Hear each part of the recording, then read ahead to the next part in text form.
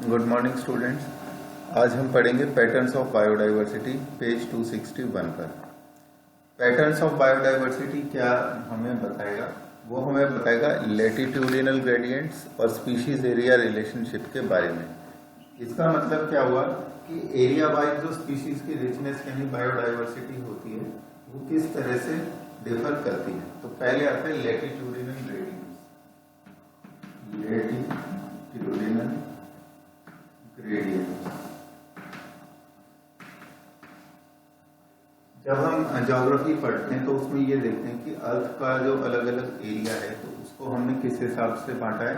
कुछ imaginary lines के through जिनको हम लैटिट्यूड्स और लॉन्गिट्यूड्स कहते हैं, है ना। हिंदी में अक्षांश और देशांतर कहते हैं। तो ये जो अक्षांश होते हैं उनको लैटिट्यूड कहते हैं हिंदी में, सॉरी इंग्लिश में। और ये जो लैटिट्यूड्स होते हैं इनके अलग अलग नाम हैं, जैसे कि जो सेंटर से पास होती है उसको इक्वेटर कहते हैं। फिर उसके बाद क्या आता है cancer, latitude of cancer, latitude of Capricorn. फिर टेम्परेट जोन्स आती है, फिर पोलर एरियाज आते हैं। तो ये सब चीजें क्या है, अर्थ के अलग अलग ज्योग्राफिकल एरियाज की मैपिंग करने के लिए बनाई गई। लैटिट्यूडिनल ग्रेडियंट्स हमारी बायोडाइवर्सिटी को कैसे अफेक्ट करते हैं।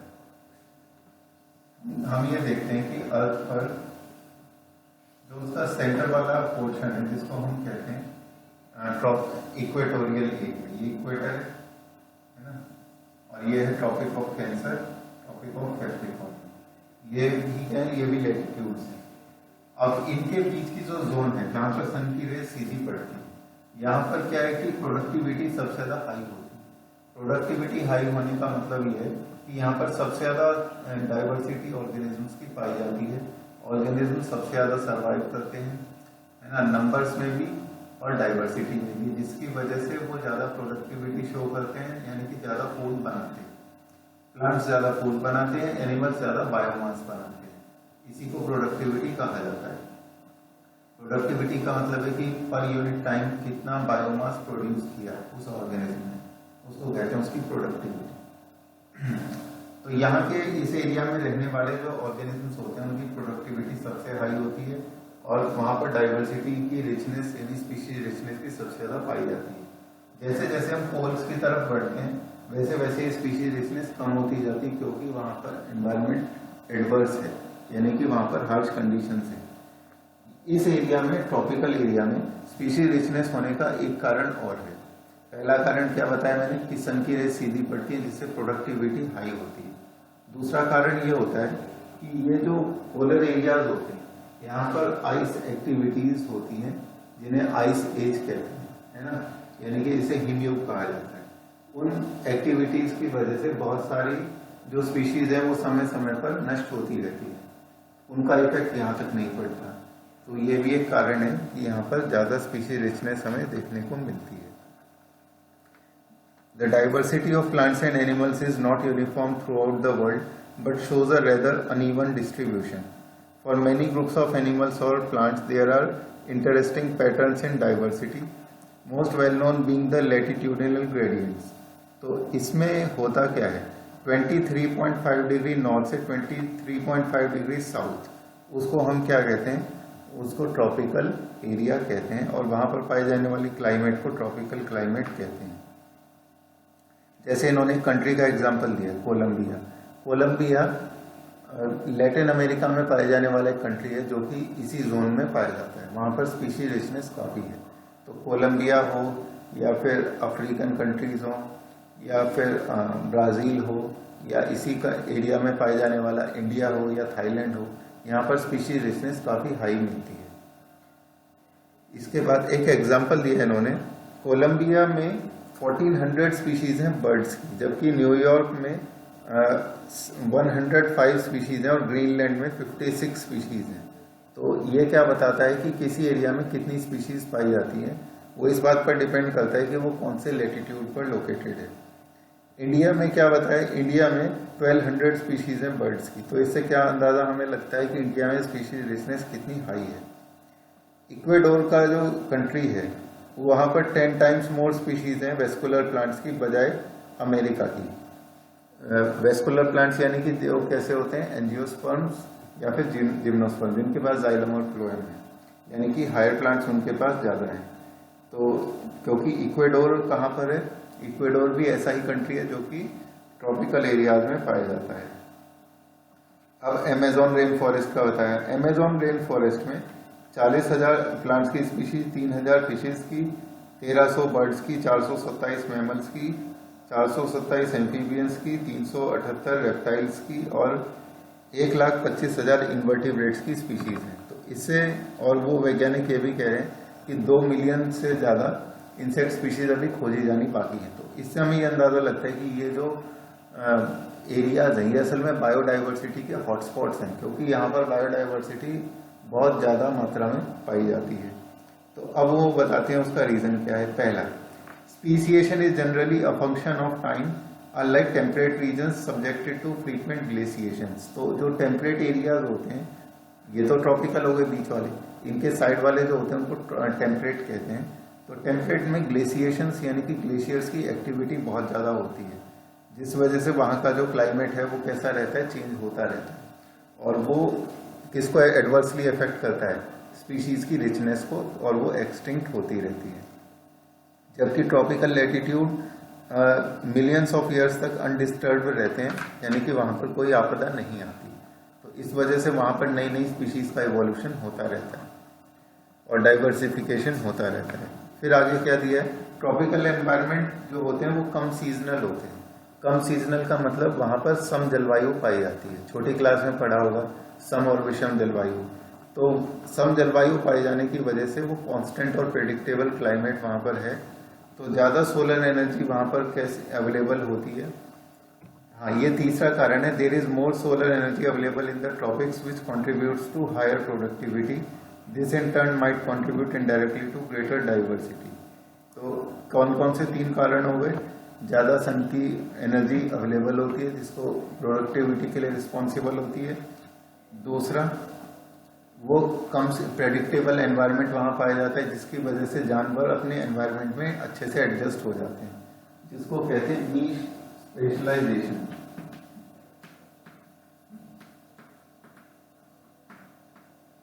ये नीश स्पेशलाइजेशन क्या होता है, इसको मैं एक एग्जांपल से समझाता हूँ।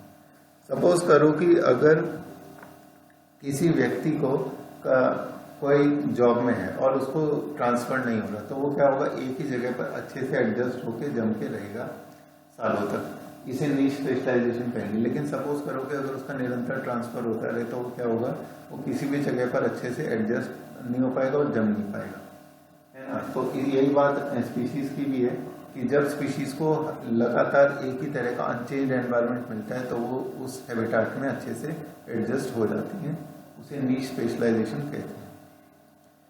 इसके बाद आता है स्पीशीज एरिया रिलेशनशिप्स।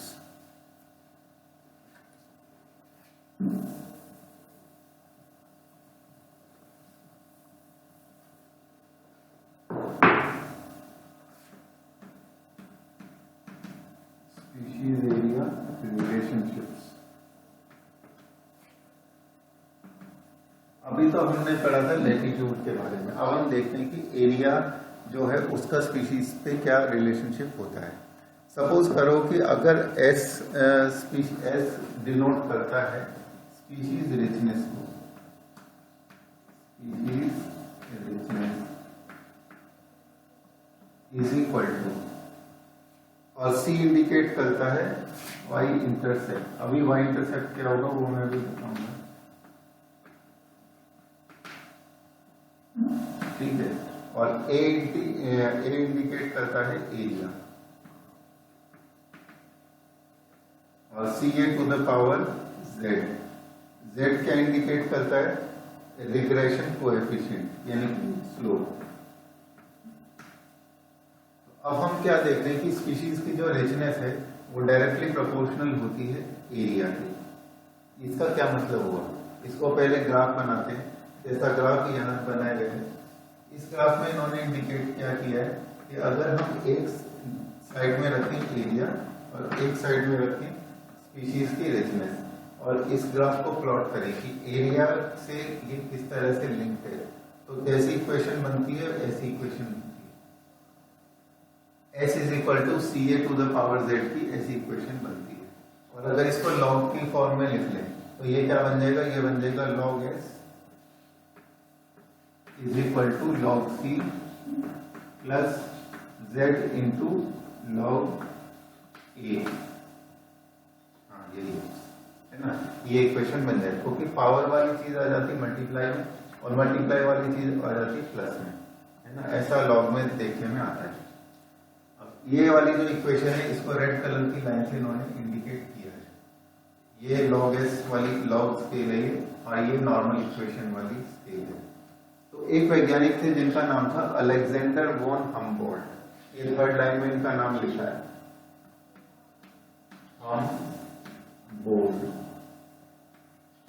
हम्बोल्ट ने क्या किया, हम्बोल्ट ने साउथ अमेरिकन जो जंगल थे उनको उन्होंने स्टडी किया कि कितने कितने एरिया में मुझे कितनी कितनी नई स्पीशीज मिलती है। तो उन्होंने क्या सबसे पहले क्या किया, सपोज करो कि उन्होंने 10 मीटर का एरिया ढूंढा, उसमें जितनी नई स्पीशीज उन्हें मिली उनको उन्होंने नोट डाउन किया।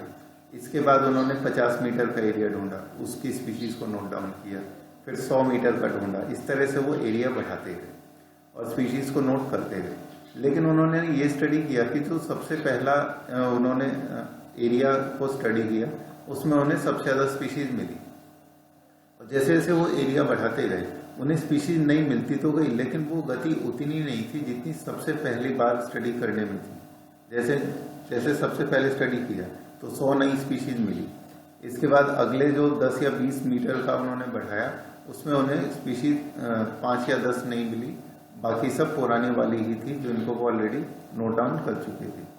तो इसका मतलब स्पीशीज की रिचनेस एरिया के साथ बढ़ती तो है, लेकिन वो एक समय पे आके क्या हो जाती है, लगभग कांस्टेंट हो जाती है कि स्पीशीज की रिचनेस इस लेवल पर आकर, अब चाहे आप एरिया कितना भी बढ़ाओ, इस वाले एक्सिस पर यानी कि एस वाले एक्सिस पर नहीं वो बढ़ता, यानी कि स्पीशीज रिचनेस वहां आकर कांस्टेंट हो जाती है। तो इस इक्वेशन से हमें ये पता चलता है। अब यहाँ पर ये देखो बाकी सब चीजें क्या है, ये जो z है, ये z इस लाइन का स्लोप है, स्लोप यानी कि कितना ये स्लैंट कर रहा है, उस चीज को स्लोप कहते हैं। केमिस्ट्री और फिजिक्स में पढ़ा होगा कि स्लोप का मतलब क्या होता है, tan थीटा, है ना। स्लोप मतलब क्या होता है कि वो लाइन कितनी स्लैंट कर रही है उसे उसका स्लोप कहते हैं। इसके बाद c क्या होता है, c y इंटरसेक्ट है। y इंटरसेक्ट का मतलब क्या है, ये वाला चीज है ना, यहाँ पर ये कितने में आकर मिल रहा है, तो कि ये कौन सा एक्सिस है, इसे कहते हैं y इंटरसेक्ट। अब ये जो z की इक्वेशन है, z की इक्वेशन क्या चीज होती है, z की वैल्यू 0.1 से 0.2 इकोलॉजिस्ट ने बताई है, z की वैल्यू 0.1 से 0.2 होती है। ये क्यों सिग्निफिकेंट होती है, ये इसलिए सिग्निफिकेंट होती है कि ये वाली चीज जितनी ज्यादा होगी इसका मतलब वहां पर उतनी ही ज्यादा हमें क्या देखने को मिलेगा, स्पीशीज की रिचनेस देखने को मिलेगी। जैसे अगर सपोज करो ये वाला जो ये लाइन का स्लोप ही z होता है, अगर इसका स्लोप कैसा होगा, इस तरह का होगा, इसका मतलब क्या है कि वहां पर स्पीशीज रिचनेस उतनी ही कम है, क्योंकि ये कर्व है ये बहुत जल्दी फ्लैट हो रहा है। अब ये वाली जो है ये यहाँ फ्लैट हो रहा है। सपोज करो कि कोई ऐसा है जिसमें कि इस तरह से आने लगी, तो इसका मतलब उसमें क्या है, स्पीशीज रिचनेस और भी ज्यादा है, क्योंकि उसका ये जो स्लोप है यानी कि tan थीटा यानी कि ये इसकी जो ये ढलान है ना, स्लोप को हिंदी में ढलान ही कहते हैं, तो ये जो ढलान है वो इसकी तुलना में ज्यादा है। तो इसका मतलब इस कर्व से ज्यादा यहाँ पर हमें स्पीशीज रिचनेस देखने को मिलेगी। तो ये जिस हैबिटाट के लिए होगा उस हैबिटाट से यहाँ पर स्पीशीज रिचनेस ज्यादा होगी और यहाँ पर स्पीशीज रिचनेस इन दोनों की तुलना में कम होगी। तो कर्व का जो स्लोप है वो क्या बताता है कि किसी एरिया में स्पीशीज रिचनेस कितनी होती है। तो वही हमें यहाँ बताया, देखो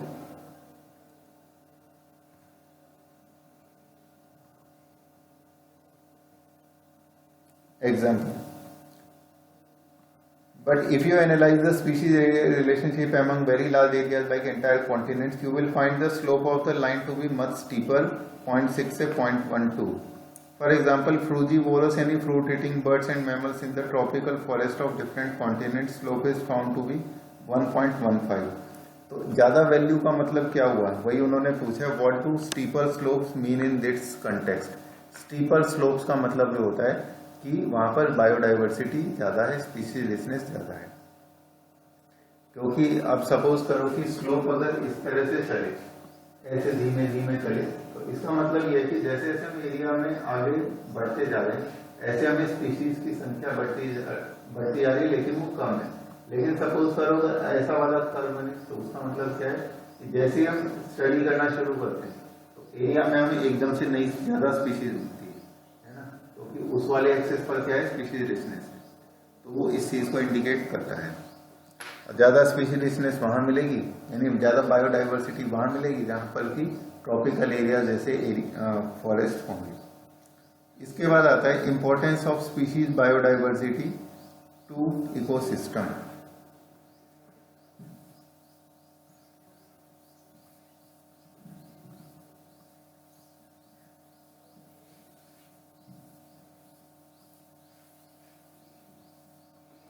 बायोडाइवर्सिटी की क्या इंपॉर्टेंस होती है इकोसिस्टम के लिए? इसकी ये इंपॉर्टेंस है, कोई भी इकोसिस्टम तब ज्यादा स्टेबल माना जाता है जबकि उसमें बहुत सारे ऑर्गेनिजम्स हों हर एक ट्रॉपिक लेवल पर। जैसे कि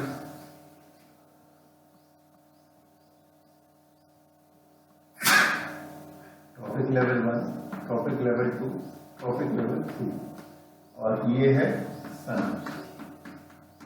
सन से एनर्जी लेने वाला ट्रॉपिक लेवल 1 यानी कि प्रोड्यूसर से एनर्जी लेने वाला यानी कि कंज्यूमर, पहला कंज्यूमर जिसको हर्बीवोर्स कहते हैं, फिर आता है दूसरा कंज्यूमर जिसको क्या कहते हैं, कार्निवोर। तो इस तरह से एनर्जी ट्रांसफर होती है। तो इसका मतलब क्या है, अगर हर एक ट्रॉपिक लेवल पर ज्यादा स्पीशीज होंगी, सपोज 100 स्पीशीज यहाँ होंगी, इसके अलावा 250 स्पीशीज यहाँ है ना, 50 स्पीशीज यहाँ, तो स्पीशीज जितनी ज्यादा होंगी किसी ट्रॉपिक लेवल पर वो उतना ही स्टेबल होगा। सपोज करो अगर यहाँ पर एक ही स्पीशीज हो तो क्या होगा, इसका इफेक्ट ये होगा कि अगर ये स्पीशीज किसी तरह से एक्सटिंक्ट हो जाए तो ये फूड चेन ब्रेक हो जाएगी। तो इस एग्जांपल से हमें ये पता चलता है कि जितने ज्यादा ऑर्गेनिजम्स होते हैं उतनी ज्यादा वो इकोसिस्टम स्टेबल होता है। Does the number of species in a community really matter to the functioning of ecosystem? This is a question for which ecologists have not been able to give a definite answer. For many decades, ecologists believe that communities with more species tend to be more stable than with less species. What exactly is stability? Stability का मतलब है कि जो अपनी productivity में साल भर में कितना बायोमास वो जनरेट करता है उसमें ज्यादा वेरिएशन ना दिखाए। यानी कि अगर वो एक कोई पर्टिकुलर वैल्यू है, सपोज x किलोग्राम बायोमास को बनाता है एक साल में इकोसिस्टम, तो वो अगले साल x में भी प्लस माइनस कोई वैल्यू कर दे, है ना, उसमें इतना वेरिएशन ना दिखाए कि वो बिल्कुल ही अलग वैल्यू होगी, है ना। अगर 100 थी तो 1000 होगी, इतना अंतर ना दिखाए।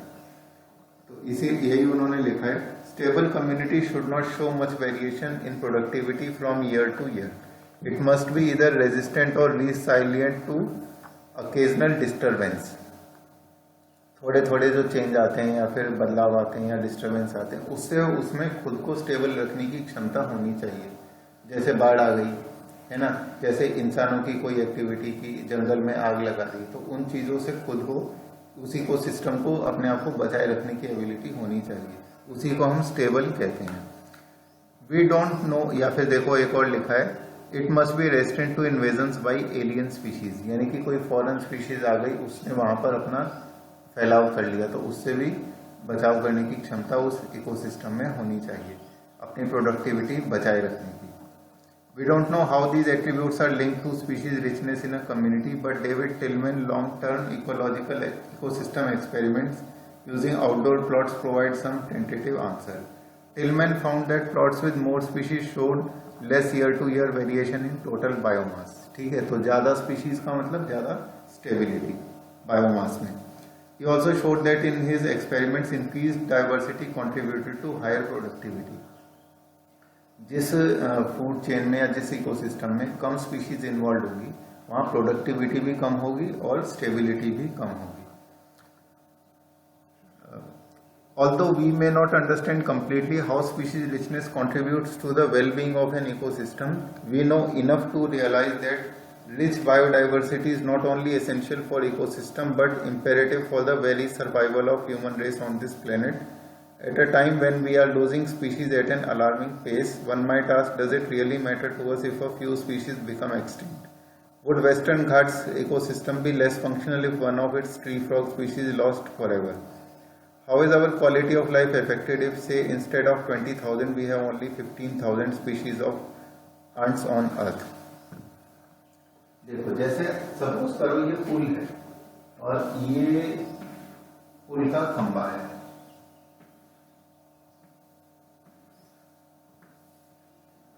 ना, ये मैंने पुल बनाया. अब पुल में क्या होता है कि कुछ पत्थर दूसरे पत्थरों से ज्यादा इंपॉर्टेंस रखते हैं क्योंकि उनके ऊपर पुल की स्टेबिलिटी डिपेंड करती है. जैसे ये वाला जो पत्थर है ये इसको और इस ब्रांच को जोड़ रहा है, साथ में नीचे से आने वाले इसको भी जोड़ रहा है. अगर ये पत्थर किसी वजह से कमजोर पड़ जाए या टूट जाए तो क्या होगा, पुल की स्टेबिलिटी खतरे में आ जाएगी. ऐसे पत्थरों को कीस्टोन कहते हैं. ये वाली बात मैंने तुम्हें इसलिए बताई क्योंकि कुछ स्पीशीज को हम कीस्टोन स्पीशीज भी कहते हैं. ऐसी जो स्पीशीज होती है उनके एक्सटिंक्ट होने से एनवायरनमेंट के ऊपर सीधा असर पड़ता है और एनवायरनमेंट डिस्टेबलाइज हो जाता है. जो कई सारी इंपॉर्टेंट फूड चेन्स में कनेक्टिंग लिंक होता है, ऐसा ऑर्गेनिज्म अगर एक्सटिंक्ट हो जाए तो सारी फूड चेन जो उससे जुड़ी हुई थी वो सब डिस्टेबलाइज हो जाती है. इसको एक एग्जाम्पल दिया है एक वैज्ञानिक ने. वैज्ञानिक का नाम था, स्टैनफोर्ड के इकोलॉजिस्ट थे ये, जिनका नाम था पॉल एल्डिच. पॉल एल्डिच ने क्या दिया, रिवेट पॉपर हाइपोथेसिस दिया. Rivet popper hypothesis. Rivet popper hypothesis ये कहता है, पहले तो बताता हूँ रिवेट क्या होता है. रिवेट कहते हैं छोटे छोटे कलपुर्जों को किसी भी उपकरण के. उन्होंने ये कहा कि सपोज करो कि अगर हम प्लेन में बैठे हैं और प्लेन के जो छोटे छोटे कलपुर्जे हैं यानी कि रिवेट्स हैं उसको हम पॉप कर रहे हैं. पॉप कर रहे हैं मतलब बाहर फेंकते जा रहे हैं प्लेन की खिड़की से, है ना. रिवेट को हम पॉप करते जा रहे हैं तो उसका क्या परिणाम होगा. उसका परिणाम इस बात पर डिपेंड करता है कि हम प्लेन के कौन से पार्ट या पुर्जे को निकाल के फेंक रहे हैं. अगर हम सीट को निकाल के फेंक रहे हैं, है ना, या फिर कोई और दूसरा पार्ट जो कि ज्यादा इंपॉर्टेंस नहीं रखता उसको फेंक रहे हैं तो प्लेन उड़ता रहेगा. लेकिन अगर हम इंजन के पार्ट्स को निकाल के फेंकने लगे तो क्या होगा, तो प्लेन क्रैश हो जाएगा, प्लेन उड़ नहीं पाएगा. तो ये वाली बात कीस्टोन स्पीशीज से रिलेटेड है कि किसी हैबिटाट की या इकोसिस्टम की जो स्टेबिलिटी है वो इस बात पर डिपेंड करती है कि एक्सटिंक्ट होने वाली स्पीशीज कितनी इंपॉर्टेंस रखती थी उस हैबिटाट में. क्या वो कीस्टोन स्पीशीज थी? अगर कीस्टोन स्पीशीज थी तो उसके एक्सटिंक्ट होते ही वो इकोसिस्टम डिस्टेबलाइज हो जाएगा. अगर वो कीस्टोन नहीं थी तो इकोसिस्टम खुद को स्टेबल रखने की कोशिश करेगा, प्रोडक्टिविटी बनाए रखने की कोशिश करेगा. तो ये है इंपॉर्टेंस स्पीशीज डाइवर्सिटी की इकोसिस्टम. तो ये जो साइंटिस्ट के नाम जिन जिन चीजों में आते हैं, जैसे कि ये पॉल एल्डिच का आया है, डेविड टिलमैन का आया है, अलेक्जेंडर वोन हम्बोल्ट का आया है, या फिर इससे पहले एक वैज्ञानिक का नाम आया था जिनका नाम था रॉबर्ट मे, जिन्होंने बताया था कि 7 मिलियन स्पीशीज हो सकती है. या फिर ये टाइप ऑफ डाइवर्सिटी दी थी एडवर्ड विल्सन ने. ये सब वैज्ञानिकों के नाम और कंट्रीब्यूशन अक्सर पूछ लिए जाते हैं, तो इनको लिख लिख के याद करने की किसने क्या दिया था. ठीक है, थैंक यू.